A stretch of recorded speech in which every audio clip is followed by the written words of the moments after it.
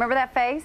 You might recognize him from The Bachelorette, but Dr. Larry Burchett is also a practicing emergency room doctor in San Francisco and now an author. He's written a book not on finding true love, but finding your fit self. It's called The Gentleman's Diet. Dr. Larry, it's so great to have you here with us. Thanks, Heather. It's great to be here. So first of all, why write this book? You know, I got to a point in my own life where I was ready as a doctor to actually eat the right way and exercise consistently. It was kind of sad. My daughter at the time, she was 3, called me fat, and I was 15 pounds heavier than I am now.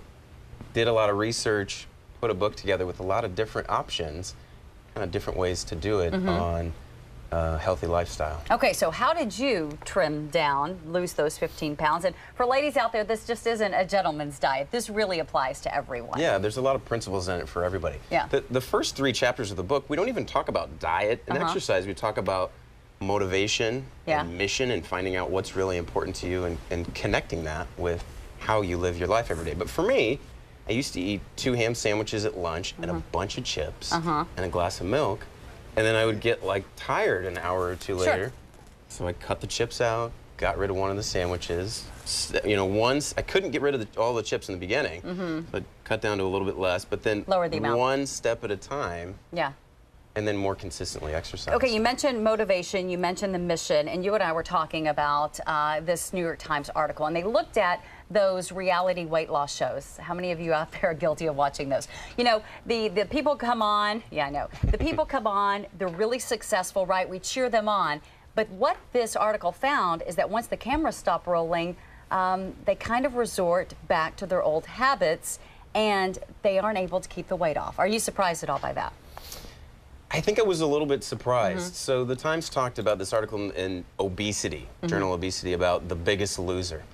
Of the 14 contestants, they followed him 6 years later. The main winner had lost 240 pounds. He went from 430 down to 190 pounds. 6 years later, he had put back 100 pounds.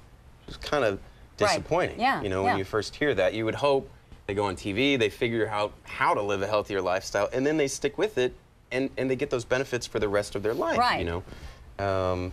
But that's not what happened. Why is that?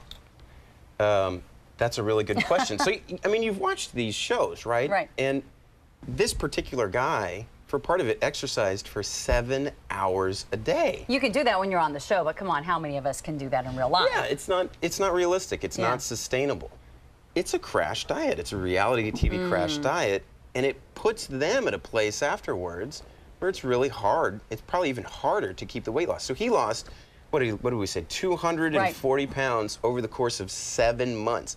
So we say lose about a pound or 2 a week. You say steady, slow and steady is the real key. Yeah, he lost, on average, 8 pounds a week, not a pound a week. Yeah. So instead of kind of this, you know, gradual down, it was and then back up. Okay, so you say sustainability is really important here. Yeah, one of the tips is what can you do for the long haul? What can you commit to? If you love bread and carbs, then maybe Atkins, a super low carb diet, isn't for you, right? Right.